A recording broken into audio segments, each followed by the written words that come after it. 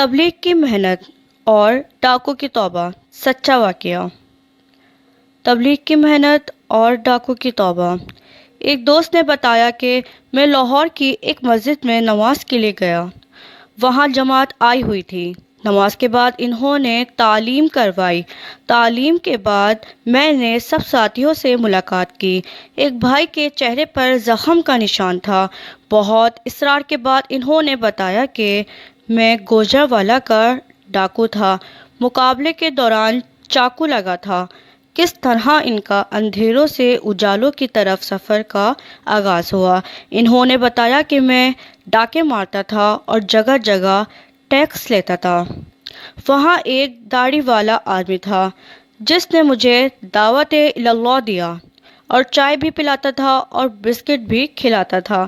پہلے میں اس کا مذاق اڑاتا تھا، بعد میں اس کی باتیں مجھ پر اثر کرنے لگ گئیں اور میں اس کے پاس اکثر جاتا تھا۔ یہ بات اس کے والد صاحب کو پسند نہ آئی اور اس نے مجھے وہاں آنے سے روک دیا، لیکن اس نے مجھے 4 ماہ اللہ تعالیٰ کے راستے میں لگانے کی دعوت دی اور مشورہ دیا کہ حلال مال سے 4 ماہ لگاؤ۔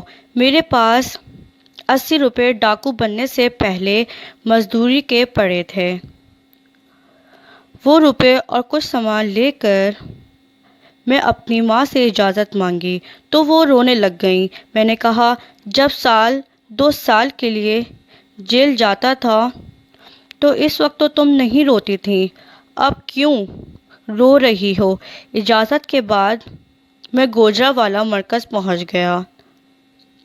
جب مسجد میں داخل ہونے لگا تو خیال آیا، یہ اللہ پاک کا گھر ہے، اس میں چرس لے جانا نہیں چاہیے، لہٰذا میں نے اسے باہر ہی پھینک دیا۔ میں 2000 روپے ادھار لے کر رائیگڑھ چلا گیا۔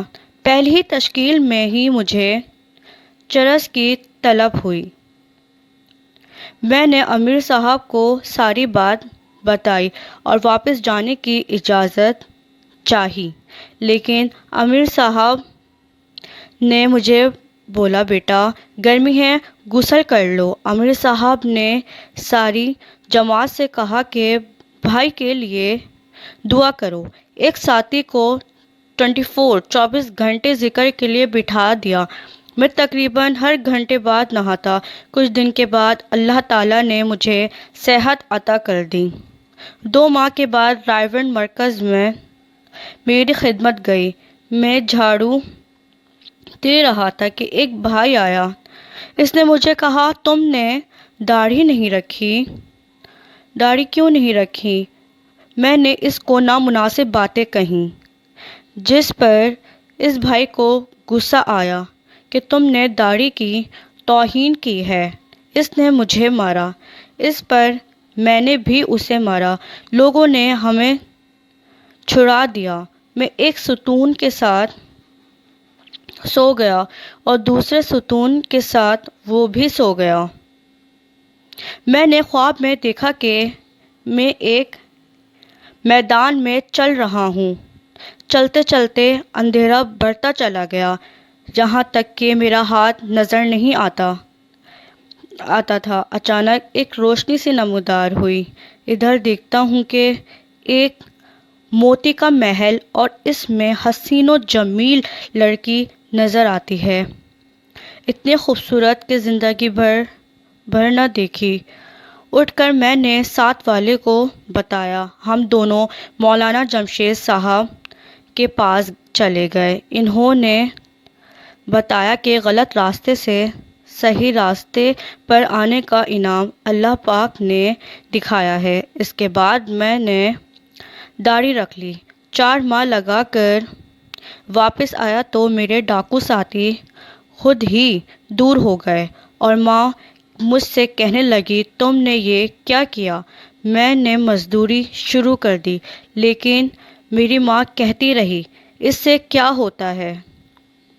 ایک دن میں نے شب جمعہ میں مرکز کے امیر صاحب سے کہا، میری ماں یہ کہتی ہے انہوں نے فرمایا کہ آج میں دعا کروں گا، تم بھی اللہ سے مانگو۔ صبح کے بیان کے بعد میں بیٹھا ہوا تھا کہ ایک بزرگ آئے اور کہنے لگے، آج میری بیٹی کے ساتھ تمہاری شادی ہے۔ سنت کے مطابق میری شادی ہو گئی۔ میں نے یونیفارم کی دکان کھول لی۔ اب الحمدللہ سے میری والدہ نمازی ہیں اور اپنی پہلی زندگی پر نادم ہیں۔